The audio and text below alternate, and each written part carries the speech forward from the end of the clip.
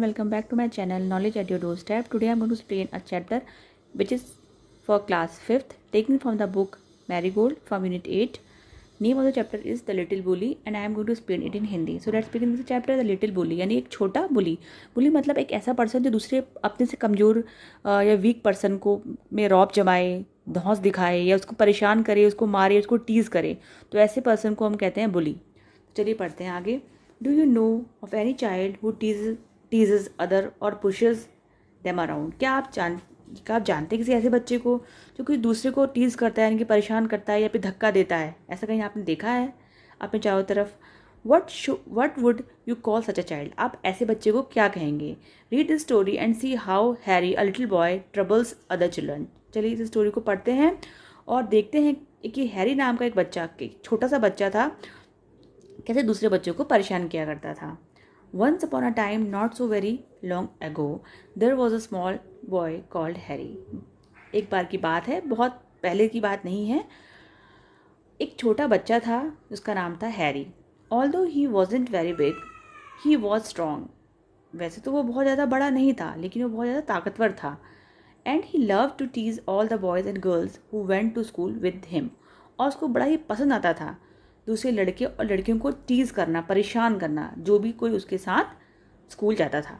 यानी कि वो एक बच्चा छोटा तो था, लेकिन उसमें काफ़ी ज़्यादा ताकत थी और इस ताकत का वो गलत इस्तेमाल करता था. जो भी बच्चे, लड़के हो चाहे लड़कियां, उस दिन स्कूल जाया करते थे, उनका क्या करता था, वो उनको परेशान किया करता था, उनको टीज़ किया करता, उनको छेड़ा करता था. What he love to do most was to pinch. सबसे ज़्यादा उसको क्या पसंद था? सबसे ज़्यादा उसको पसंद था पिंच करना, यानी कि जैसे चिकोटी काटना. He could make a big bruise appear in a half second. यानी कि जब वो किसी को भी पिंच करता था, he could make a big bruise. एक ब्रूज मतलब चोट का निशान या खरोच का निशान कह सकते हैं आप. जैसे वो क्या कर सकता था, वो एक बड़ा सा चिकोट का या खरोच का निशान बना देता था आधे सेकंड में. यानी कि वो इतने ज़ोर से पिंचिंग करे, इतने ज़ोर से चिकोटी काटा करता था कि आधे मिनट में के अंदर अंदर चोट का एक बड़ा सा निशान या फिर कहते हैं खरोच का एक बड़ा सा निशान जिसको उसने चिंगोटा होता था उसके हाथ में अपीयर हो जाता था. Another trick he played was pricking peoples with a pin. और जो दूसरा ट्रिक वो इस्तेमाल करता था किस चीज़ के लिए? दूसरों को परेशान करने के लिए. क्या करता था वो? अनदर ट्रिक यानी कि दूसरी ट्रिक जो वो खेलता था या वो क्या करता था, वो क्या था, वो प्रिकिंग किया करता था, यानी चुभा देता था. पीपल विद अ पिन यानी कि लोगों को पिन के द्वारा चुभा देता था, मतलब पिन की सहायता से वो लोगों को चुभाता था. So you can gas how all the children hated him. तो आप गैस कर सकते हैं इस बारे में कि वो सारे चिल्ड्रन, जितने ही बच्चे थे, उसको कितना ज़्यादा उससे नफरत करते थे, क्योंकि उसके काम ही ऐसे थे. वो दूसरे बच्चों को चिंगोटी काटता था, वो दूसरे बच्चों को पिन की हेल्प से प्रिक किया करता था, चुभाया करता था पिन को. तो सारे बच्चे उससे नफरत किया करते थे. They tried pinching him back but what was no good but that was no good because he could always pinch harder. They tried pinching him back. उन्होंने कोशिश की. दे मतलब यहाँ बच्चों से हैं जिनको पिंच किया करता था या जिनको मारा करता था. तो वो जो बच्चे थे उन्होंने भी कोशिश की कि उसको वापस उसको भी पिंच करें, उसको भी चुभाएं. But that was no good. लेकिन वो किसी काम का नहीं था, क्योंकि उसकी जो पिंच जो वो चुभाया करता था, he could always pinch harder. वो जब भी चुभाता था वो ज़्यादा तेज़ी से चुभाता था या ज़्यादा तेज़ी के साथ चुभाया करता था, ज़्यादा हार्ड चुभाया करता था. They didn't like telling their teachers because that was telling tales. और दे मतलब वही बच्चों से है, उन बच्चों को अपनी टीचर्स को भी ये बताना पसंद नहीं था, क्योंकि ऐसा बताना तो because that was telling tales, यानी कि अगर इसको बताते भी तो वो ऐसा लगता कि माना वो कहानियाँ बता रहे हों. यानी कि उन बच्चों की बातों में कोई यकीन नहीं करता कि वो इतने ज़ोर से पिंचिंग करता है या फिर प्रिकिंग करता है, अगर वो टीचरों को ये बताते ही नहीं थे. क्यों नहीं बताते थे? क्योंकि टीचरों को बताने से उनको टीचरों को इस बात में विश्वास ही नहीं होता था, माना लगता था कि खाली कहानियाँ सुना रहे हों बच्चे. It so happened that the class went for a picnic to the seaside for a whole day. एक बार ऐसा हुआ कि जो क्लास थी पूरी पिकनिक के लिए गई सी साइड में, यानी कि समुद्र के किनारे पे पूरे दिन के लिए पिकनिक मनाने के लिए गई. All children were most excited. जितने भी बच्चे थे वो काफ़ी ज़्यादा एक्साइटेड थे, उत्सुक थे, खुश थे. On the day the sun shone bright and all the childrens were wild with excitement. उस दिन यानी कि पिकनिक वाले दिन जो सूरज था वो काफ़ी बढ़िया चमक रहा था और और जितने भी चिल्ड्रन थे, चाहे जितने बच्चे थे, वो खुशी के मारे मानो पागल हो रहे थे। They crowded into the train and sat down. उन्होंने क्या, वो भीड़ लगा के कहाँ बैठ गए थे, ट्रेन के अंदर, और सबके सब ट्रेन के अंदर जाके बैठ गए थे भीड़ लगा के। But nobody wanted to sit next to Harry because he always pinched. लेकिन कोई भी नहीं बैठना चाहता था किसके बगल में, हैरी के बगल में, क्योंकि हैरी हमेशा पिंच किया करता था या फिर चुभा दिया करता था पिन को, या फिर प्रिकिंग किया करता था। When they arrived at the seaside, out jumped all the children with a shout of joy. जब वो कहाँ पहुँचे, उस सीसाइड के किनारे, उस समुद्र के किनारे पहुँचे, तो सारे क्या हुए, खुशी के आउट जम्प्ड मतलब बाहर कूदे, और सारे चिल्ड्रन, जितने भी चिल्ड्रन जब बाहर कूदे तो वो खुशी के साथ चिल्लाए। Down to the sand they raised hand in hand, but nobody took Harry's hand. और down to the sand मतलब नीचे की तरफ, उस सैंड में, जैसे कि आपको पता ही होगा कि समुद्र के किनारे बहुत सारी सैंड होती है, तो उस सैंड में नीचे की ओर वो दौड़े, उन्होंने रेसिंग करी एक दूसरे का हाथ पकड़ के, हैंड टू हैंड मतलब हाथ में हाथ पकड़ के दौड़े। But nobody took Harry's hand, लेकिन किसी ने भी हैरी का हैंड नहीं पकड़ा।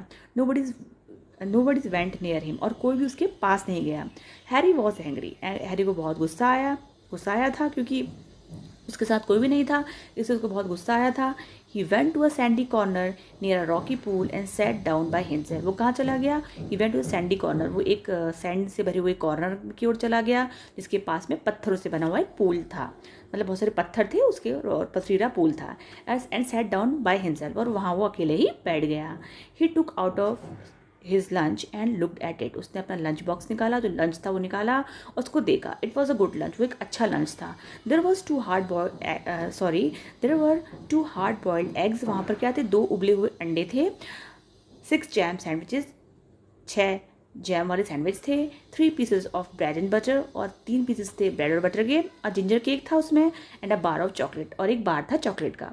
He would eat it all bye himself. वो उसको सारा ही अकेले ही खाने वाला था, यानी कि वो अपने आप से खुद से ही इसको पूरा खाने वाला था। He wouldn't offer anything to anyone, क्यों खुद खाने वाला था, क्योंकि he wouldn't offer anything to anyone, यानी कि वो किसी को भी कुछ भी ऑफर नहीं करने वाला था। यानी कहने का मतलब इतना सारा चीज़ उसके पास लंच में थी, लेकिन वो किसी को भी कुछ देने वाला नहीं था, या फिर किसी के साथ भी कुछ शेयर करने वाला नहीं था। Just as he was beginning on the eggs, he heard a hoarse voice near him। और जैसे ही वो स्टार्ट करने वाला था, मतलब शुरुआत करने वाला था एग्स के साथ, यानी कि अंडों के साथ, तो उसने क्या सुनी, मतलब खाने की शुरुआत करने वाला था जैसे ही वो एग के साथ, तो उसने सुना एक हॉर्स, यानी कि एक बहुत ही कर्कश सी आवाज़ सुनी। हॉर्स मतलब होता है कर्कश सी आवाज़ सुनी अपने पास में, गुड मॉर्निंग। और उस वॉइस ने क्या कहा, good morning, I am so please to meet a boy like you. और वो बोला, जो वॉइस आई थी उसने क्या बोला कि मैं बहुत खुश हूँ तुम्हारे ऐसे लड़के से मिलके। Harry turn around and stared in fright. Harry पीछे घुमा और वो देखता ही रह गया, डर में देखता ही रह गया। What ever do you think he saw. फिर यहाँ पर जो ऑथर हैं क्वेश्चन करते हैं कि आप क्या सोचते हैं उसने क्या देखा होगा, यानी कि हैरी ने क्या देखा होगा जिसको देखकर वो डर भी गया था, ऐसा क्या देखा होगा। तो चलिए आगे पढ़ते हैं, उसने क्या देखा होगा ऐसा। Harry saw a monster crab walking sideways out of the pool. तो हैरी ने क्या देखा, एक मॉन्स्टर क्रैब, यानी कि बहुत बड़े साइज का एक क्रैब देखा, केकड़ा देखा, जो कि किसके, वो जो पथरीला पूल जिसके चारों ओर जिसमें बैठा था वो, उसके चारों ओर वो चल रहा था, उसके साइड वो घूम रहा था वो crab. His eyes were on the end of the short stack and he looked most cure. फिर उसकी जो, अब हिज आइज से मतलब है, या उस मॉन्स्टर क्रैब की आइज की बारे में बात हो रही है, उसकी आंखें थी, वो उस कहाँ थी, बिल्कुल एंड में थी उसके स्टॉक पे। तो देखिए स्टॉक जो होता है, स्टॉक होता है, ये देखिए जो स्ट्रक्चर्स दिख रहे हैं क्रैब के, लंबे लंबे स्टिक लाइक स्ट्रक्चर है, उसको ही हम कहते हैं स्टैक, और उसके एंड में इसकी आइज दिखाई गई हैं, ठीक है। तो जो उसकी आंखें कहाँ थी, वो जो शॉर्ट स्टैक के एंड में थी बिल्कुल, ठीक है। And he looked most cure, और यानी कि वो बहुत ज़्यादा अजीब सी, अनोखी सी और विचित्र सी लग रही थी, क्यूर अजीब सी लग रही थी उसकी जो आंखें थी। He held out his front claw to Harry. और उसने क्या किया, उस क्रैब ने अपना उसका जो आगे का जो पंजा था उसने हैरी की ओर बढ़ाया। Harry put out his hand to shake the crab's claw. और हैरी ने भी अपना हैंड आगे को बढ़ाया ताकि वो जो क्रैब था उस केकड़े के साथ वो हैंड शेक कर सके। But to his surprise and anger the crab opened his pincher and nipped his hand so hard that the little boy yelled. लेकिन टू ही सरप्राइज, उसको तो लगा था कि वो उसके संग शेक हैंड करेगा, पर लेकिन उसको बड़ा ही सरप्राइज हुआ और बहुत गुस्सा भी आया।